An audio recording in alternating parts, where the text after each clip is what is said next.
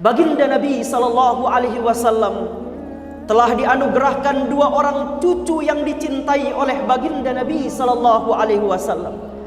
Dua orang cucu baginda Nabi sallallahu alaihi wasallam menjadi senyum dan air mata baginda Nabi sallallahu alaihi wasallam. Baginda Nabi sallallahu alaihi wasallam banyak tersenyum setelah hadirnya dua cucu baginda Nabi, dan baginda Nabi sallallahu alaihi wasallam juga banyak menangis karena ujian yang didapatkan oleh dua cucu baginda Nabi besar Muhammad sallallahu alaihi wasallam. Dua cucu kesayangan baginda Nabi sallallahu alaihi wasallam dikirimkan nama oleh Allah Subhanahu wa taala dengan nama-nama penghuni surganya Allah Subhanahu wa taala. Hasan wal Husain ismani min asma'i ahlil jannah. Nama Al-Hasan dan Al-Husain adalah dua nama dari nama-nama penduduk surga. Baginda Nabi sallallahu alaihi wasallam yang memiliki cucu, dan cucu baginda Nabi sallallahu alaihi wasallam diberikan nama dengan nama Al-Hasan wal Husain, nama yang tidak pernah dipergunakan oleh bangsa Arab pada masa itu. Nama khusus yang Allah Subhanahu wa taala berikan kepada baginda Nabi untuk kedua cucunya karena kecintaan baginda Nabi sallallahu alaihi wasallam kepada kedua cucu yang melanjutkan dakwah baginda Nabi sallallahu alaihi wasallam. Dalam satu hadis baginda Nabi sallallahu alaihi wasallam bersabda, "Man ahabba al-Hasan wal Husain faqad ahabbani, wa man abghadahuma faqad abghadani." Rawahu Ibnu Majah.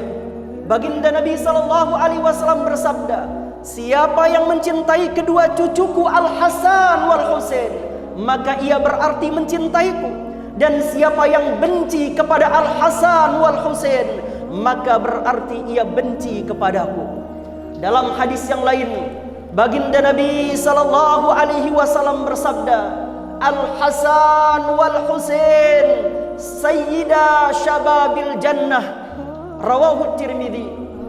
Cucuku Al-Hasan wal Husain adalah dua pemuda, yang dua pemuda ini adalah pemimpin pemuda-pemuda di dalam surganya Allah Subhanahu wa taala.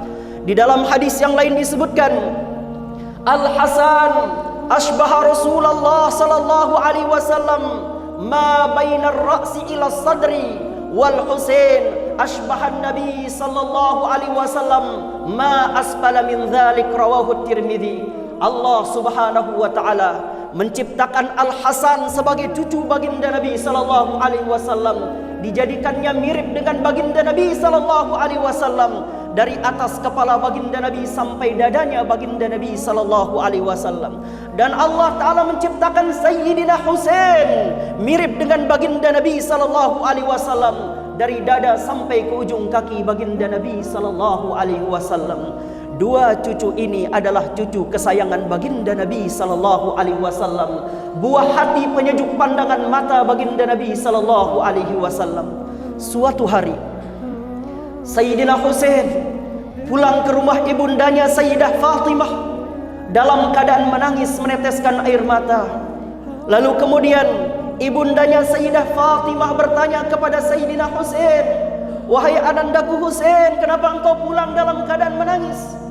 Maka kemudian Sayyidina Husain menjawab kepada ibundanya Fatimah, "Wahai ibundaku, kakekku lebih cinta kepada kakakku Hasan." Maka kemudian Sayyidah Fatimah mengatakan, "Bagaimana bisa engkau mengatakan kakekmu lebih cinta kepada kakakmu Hasan daripada cinta kepada engkau?" Maka kemudian Sayyidah Fatimah menggandeng tangan anaknya, lalu membawa Sayyidina Husain menghadap ke baginda Nabi sallallahu alaihi wasallam. Di hadapan baginda Nabi sallallahu alaihi wasallam, Sayyidah Fatimah menyampaikan apa makna dari tangisan Sayyidina Husain di hadapan Rasulullah sallallahu alaihi wasallam. Lalu kemudian Sayyidah Fatimah mengatakan, "Ya Rasulullah, cucumu Husain pulang dalam keadaan menangis."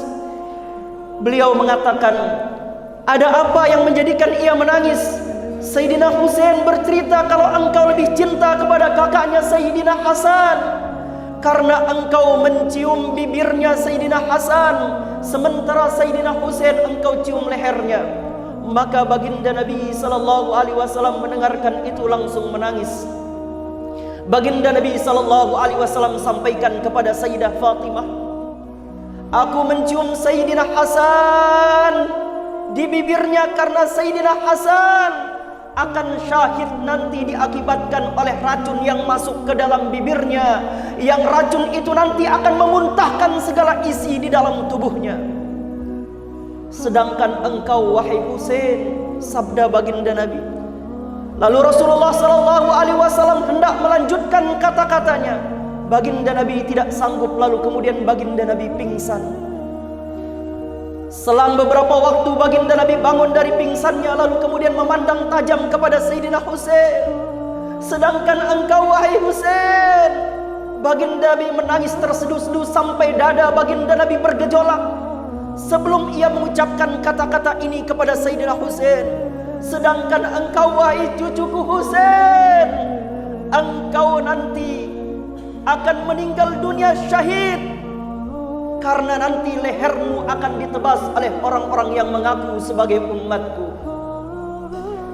Cucu kesayangan baginda Nabi sallallahu alaihi wasallam, Sayyidina Hasan harus syahid karena mendapatkan racun dari orang-orang terdekatnya. Sayyidina Husain harus syahid di medan juang karena dia dipenggal lehernya oleh orang-orang yang mengaku sebagai umat baginda Nabi besar Muhammad sallallahu alaihi wasallam. Sungguh perjuangan di jalan Allah itu adalah jalan yang terjal. Siapa yang menempuh jalan Allah, siapa yang menempuh jalan Rasulullah, dia tidak akan melalui jalan tanpa rintangan. Dia tidak akan bertemu dengan jalan yang mulus. Dia akan berhadapan dengan jalan-jalan yang penuh dengan pengorbanan.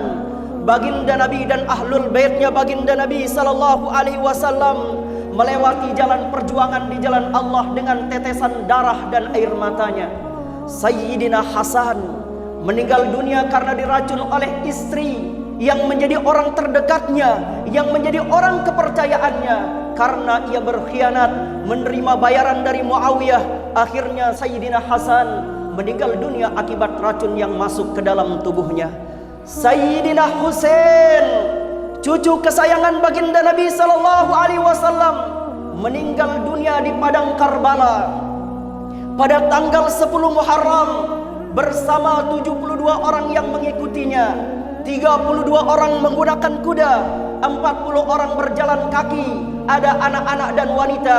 Semuanya dibantai oleh orang-orang yang rajin salat, oleh orang-orang yang membaca Al-Quran, oleh orang-orang yang di dalamnya ulama. Karena haus akan kekuasaan, mengambil kekuasaan dari orang yang berhak mendapatkan kekuasaan, maka kemudian Sayyidina Husain dipenggal lehernya di padang Karbala, dipanah lehernya sampai kemudian darah berkucuran dari lehernya Sayyidina Husain. Lalu kemudian beliau berjalan mencari sungai untuk mengambil minum karena haus, darah yang keluar dari lehernya terus bercucuran. Maka tiada ampun bagi Sayyidina Husain.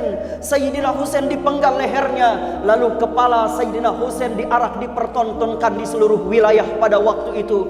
Maka syahidlah Sayyidina Husain, darah bertumpahan di padang Karbala, dan itu terjadi pada bulan Muharram. Bulan Muharram adalah bulan kesedihannya baginda Nabi sallallahu alaihi wasallam dan ahlul baitnya baginda Nabi sallallahu alaihi wasallam. Baginda Nabi dan ahlul baitnya telah mempertaruhkan nyawa, darah dan air matanya untuk berjuang di jalan Allah Subhanahu wa taala. Sesungguhnya orang-orang yang mengikuti jalan Rasulullah, sesungguhnya orang-orang yang memperjuangkan agama Allah ini tidak akan menemukan jalan yang mudah. Ia akan menghadapi jalan-jalan yang sulit, yang penuh dengan fitnah, yang penuh dengan uji coba, yang penuh dengan godaan, di mana orang-orang itu nanti akan teruji bahwa dia benar-benar berjuang di jalan Allah Subhanahu wa taala. Rasulullah sallallahu alaihi wasallam ketika beliau masih muda, sebelum beliau diangkat menjadi rasul oleh Allah taala, beliau adalah orang yang menyenangkan bagi siapapun. Anak kecil senang kepada baginda Nabi, pemuda-pemuda senang kepada baginda Nabi, wanita-wanita cinta kepada baginda Nabi, orang-orang tua hormat kepada baginda Nabi sallallahu alaihi wasallam. Bahkan di usia muda itulah baginda Nabi mendapatkan gelar Al-Amin sebagai orang yang jujur dan dapat dipercaya. Baginda Nabi sallallahu alaihi wasallam menjadi kecintaan bagi setiap orang sebelum diutus menjadi Rasulnya Allah Subhanahu wa ta'ala. Di usia 40 tahun baginda Nabi sallallahu alaihi wasallam diangkat menjadi Rasul oleh Allah Subhanahu wa ta'ala. Sejak saat baginda Nabi diangkat menjadi Rasul oleh Allah Subhanahu wa ta'ala, bahkan orang-orang terdekat baginda Nabi memusuhi baginda Nabi sallallahu alaihi wasallam. Paman-pamannya yang begitu cinta kepada baginda Nabi, paman-pamannya yang rela berkorban nyawa demi baginda Nabi, di saat baginda Nabi diangkat menjadi Rasul Allah Subhanahu wa ta'ala, pada saat itulah justru mereka menjadi aktor yang memusuhi baginda Nabi sallallahu alaihi wasallam. Satu persatu pamannya ingin membunuh baginda Nabi sallallahu alaihi wasallam, ingin menghancurkan dakwahnya baginda Nabi sallallahu alaihi wasallam. Keluarga-keluarga dekat, orang-orang yang mencintai baginda Nabi, satu persatu meninggalkan baginda Nabi ketika baginda Nabi mulai berdakwah di jalan Allah Subhanahu wa ta'ala. Maka jalan dakwah yang ditempuh oleh baginda Nabi dan ahlul bait, yang ditempuh oleh para sahabat baginda Nabi sallallahu alaihi wasallam, bukan jalan yang mudah. Maka tidak ada satu orang pun yang berdakwah di jalan Allah yang tidak pernah mendapatkan fitnah, yang tidak pernah mendapatkan ujian, yang tidak pernah mendapatkan rintangan. Maka setiap orang yang berdakwah di jalan Allah Subhanahu wa ta'ala akan menemui rintangan sebagaimana rintangan yang dihadapi oleh baginda Nabi, oleh ahlul baitnya baginda Nabi, dan oleh para sahabatnya baginda Nabi besar Muhammad sallallahu alaihi wasallam. Namun Allah Subhanahu wa ta'ala memperkuat orang-orang yang berdakwah di jalan Allah Subhanahu wa ta'ala itu dengan ma'unah. Allah Subhanahu wa ta'ala memperkuat orang-orang yang berdakwah di jalan Allah Subhanahu wa ta'ala itu dengan karamah. Allah Subhanahu wa ta'ala menjaga mereka dari keburukan musuh-musuh Allah yang ingin menghancurkan dakwah agama Allah Subhanahu wa ta'ala. Doa-doanya orang yang berdakwah di jalan Allah, Allah kabulkan. Bacaan Al-Qur'annya orang-orang yang berdakwah di jalan Allah menggetarkan hati manusia. Bahkan bacaan Al-Qur'annya orang-orang yang berdakwah di jalan Allah menyembuhkan penyakitnya orang-orang yang sakit. Allah Ta'ala tidak biarkan orang yang berdakwah di jalan Allah disakiti, difitnah oleh siapapun, dimusuhi oleh siapapun. Maka Allah perkuat ia dengan karamah. Allah kabulkan doanya, Allah lindungi ia dari berbagai macam fitnah yang memfitnah orang-orang yang berdakwah di jalan Allah Subhanahu wa ta'ala.